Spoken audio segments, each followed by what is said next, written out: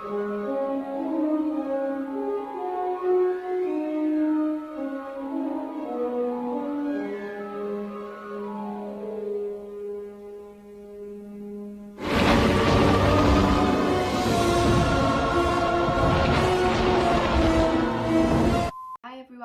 welcome back to Miss O'Connell reading Harry Potter and the Philosopher's Stone. I hope you enjoyed chapter 1 and chapter 2. This week we're going to read chapter 3, The Letters from No One. The escape of the Brazilian boa constrictor had earned Harry his longest ever punishment. By the time he was allowed out of his cupboard again, the summer holidays had started.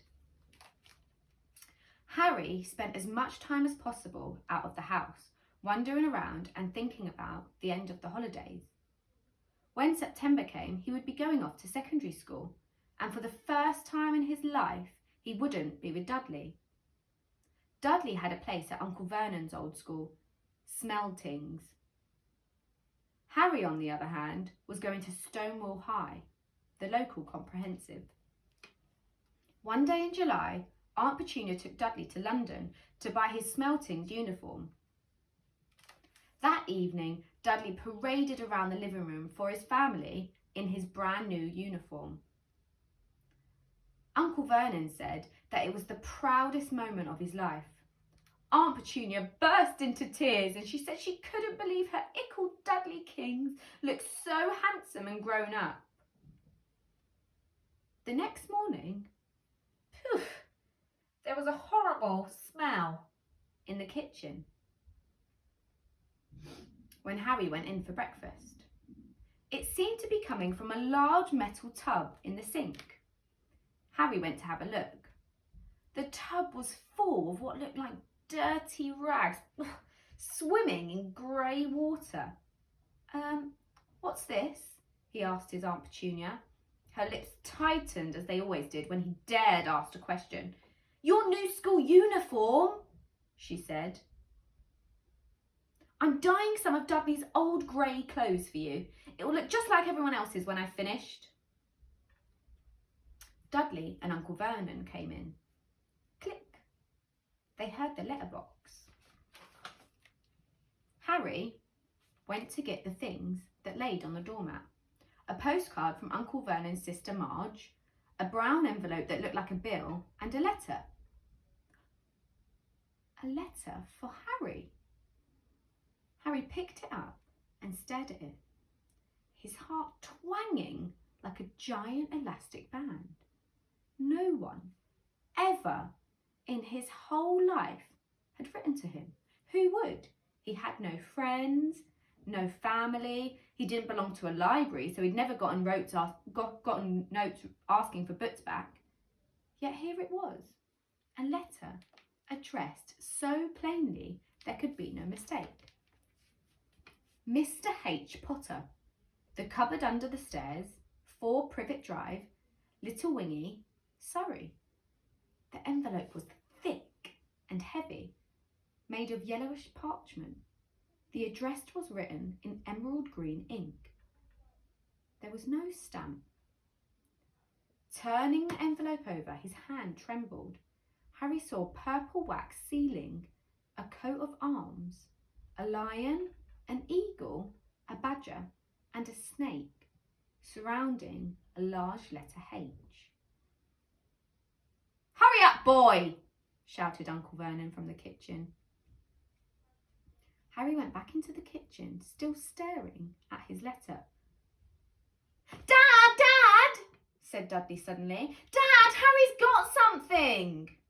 Harry was on the point of unfolding his letter when it was jerked sharply out of his hand by Uncle Vernon. That's mine, said Harry, trying to snatch it back. Who'd be writing to you? Sneered Uncle Vernon, shaking the letter open with one hand, glancing at it.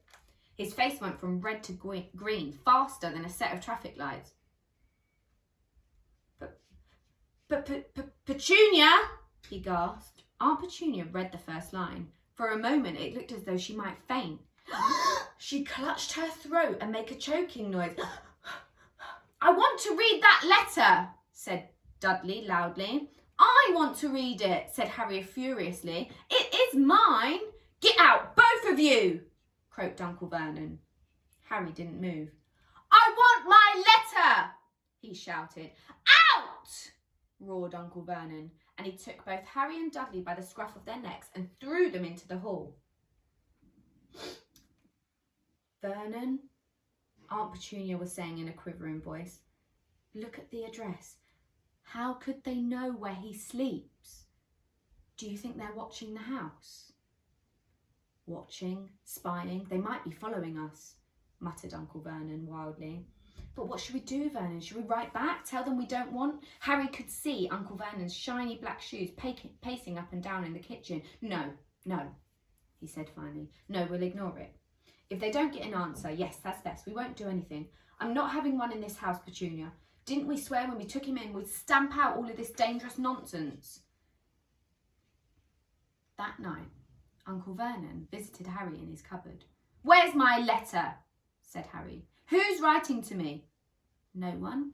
It was addressed to you by mistake, said Uncle Vernon shortly. I've burned it. Harry, about this cupboard.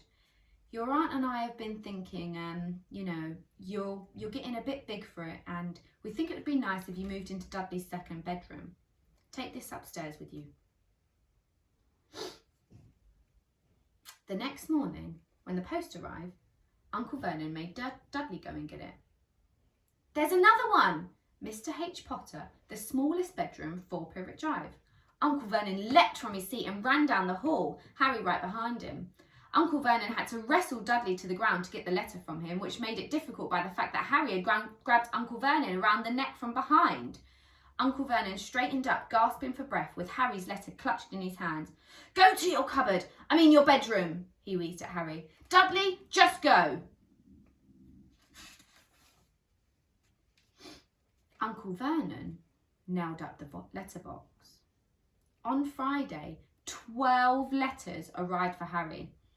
Under the door, Uncle Vernon stayed at home, burning all of them. On Saturday, 24 letters turned up for Harry inside 2 dozen eggs. Uncle Vernon burned them all.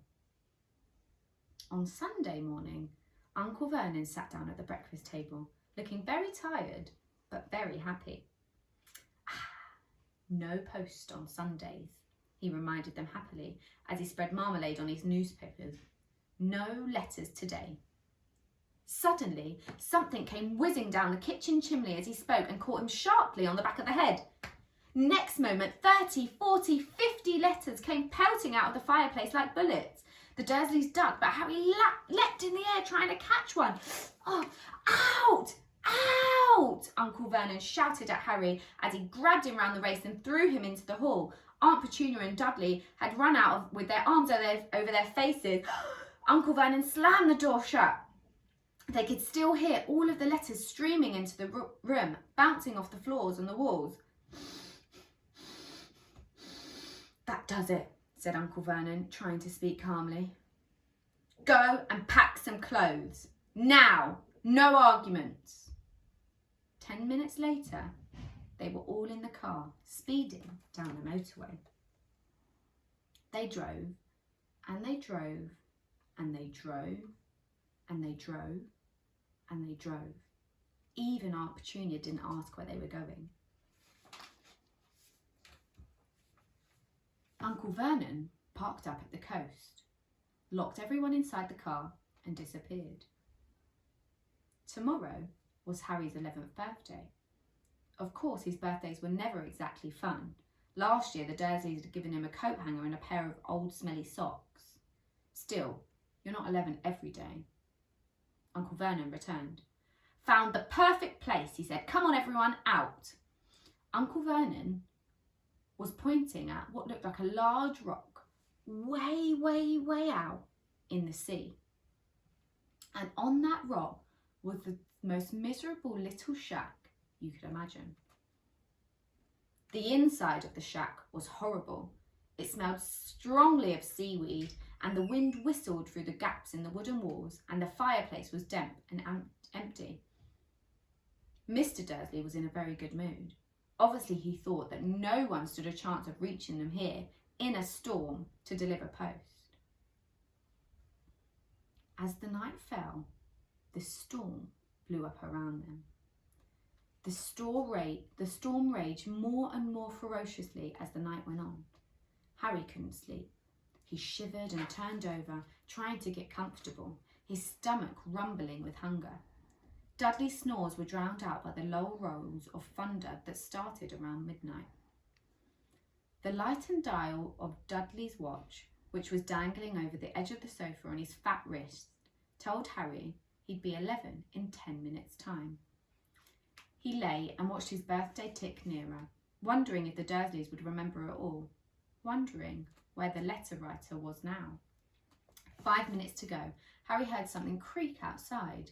He hoped it was the roof and he hoped it wasn't the roof going to fall in, although it might have been warmer if he did.